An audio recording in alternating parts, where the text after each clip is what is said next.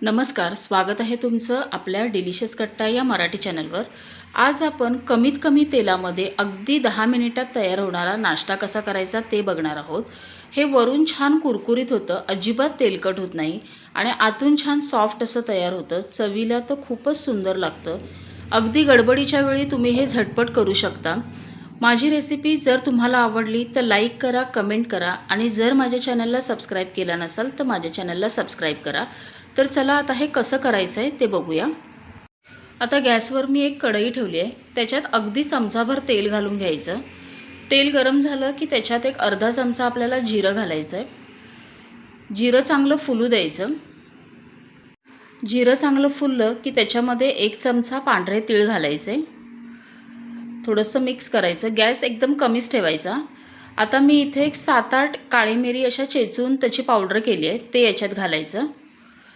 हे थोडं परतलं की मी एक 2 मीडियम साईजचे बटाटे उकडून सालं काढून असे बारीक करून घेतले, ते घालायचे आणि हे याच्यामध्ये परतायचं आहे आपल्याला, चांगलं मॅश करून घ्यायचं। बटाटे आपल्याला आपण घातलेल्या मसाल्याबरोबर चांगलं भाजून घ्यायचं आहे, म्हणजे त्याची आपल्या नाश्त्याची टेस्ट आणखीन वाढते। आता हे असं मॅश करत करत आपल्याला मिक्स करायचं आहे। आता इथे बघा, इथे बटाटा मी असा मॅश करत करत भाजते आहे। असं व्यवस्थित असं काहीतरी उलातनं वगैरे घ्यायचं, म्हणजे त्याने आपल्याला व्यवस्थित असं मॅश करता येतं। सगळं असं नीट एकजीव करायचं। आता याच्यामध्ये मी अर्धा चमचा चिली फ्लेक्स घालणार आहे आणि थोडी कोथिंबीर घालायची। आता तिखट असतं, तिखट आता मुलांना देत असाल तर त्या अंदाजाने तुम्ही कमी जास्त करा। आता हे सगळं परत असं मिक्स करायचं। हे बटाट्याबरोबर आपण जे मसाले घातलेत हे व्यवस्थित भाजायचं, सगळं व्यवस्थित मिक्स करायचं। ही प्रोसेस खूप इम्पॉर्टंट आहे, त्यामुळेच आपल्या नाश्त्याला छान टेस्ट येते।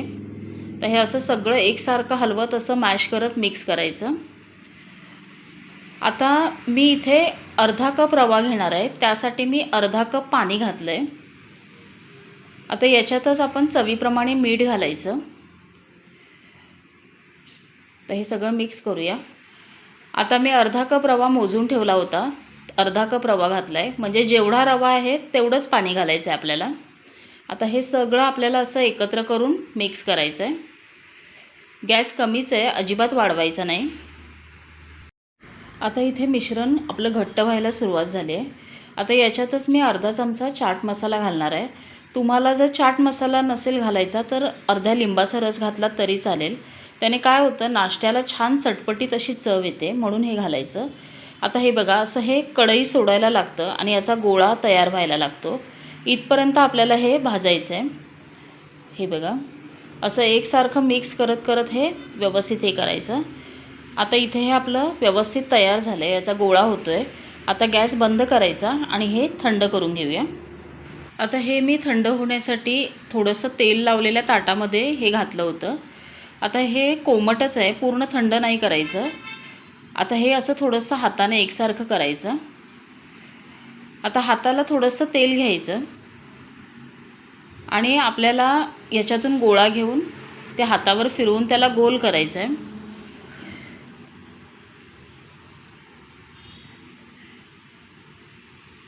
हे बघा, अगदी सहज तयार होतं। आता हे असं करून घ्यायचं आहे। खूप गार झाल्यावर जर तुम्ही करायला गेलात तर ते व्यवस्थित होणार नाही, त्याच्या कडांना चिरा जातील, म्हणून हे थोडं कोमट असतानाच करायचं, भरभर होतं आणि चांगलं होतं। आता मी असं अजून थोडं करून घेते। आता इथे मी सगळे असे शेप देऊन तयार करून ठेवलेत। आता याला आपण शॅलो फ्राय करायचं आहे। शॅलो फ्राय करण्यासाठी पॅनमध्ये मी थोडं तेल घालून घेतलं आहे। आता याच्यात हे डायरेक्ट घालायचं आहे, याला कुठल्याही कोटिंगची गरज नाही आहे, हे अजिबात तेलात सुटत वगैरे नाही। तेल खूप कडक नाही गरम करायचं, मध्यम तेल ठेवायचं। तुम्हाला डीप फ्राय करायचं असेल तर डीप फ्राय देखील करू शकता। आता याची खालची बाजू थोडीशी भाजून घेऊया। आता याची एक बाजू भाजली की याला असं परतून घ्यायचं आहे। लगेच हलवायला जायचं नाही, थोडंसं घट्ट व्हायला द्यायचं तेलात आणि मगच असं परतायचं आहे। हे अजिबात तेलात सुटत नाही, बघा अगदी सहज निघतं आहे। गॅस मीडियमच ठेवायचा आणि मीडियम गॅसवरच आपल्याला भाजायचं आहे।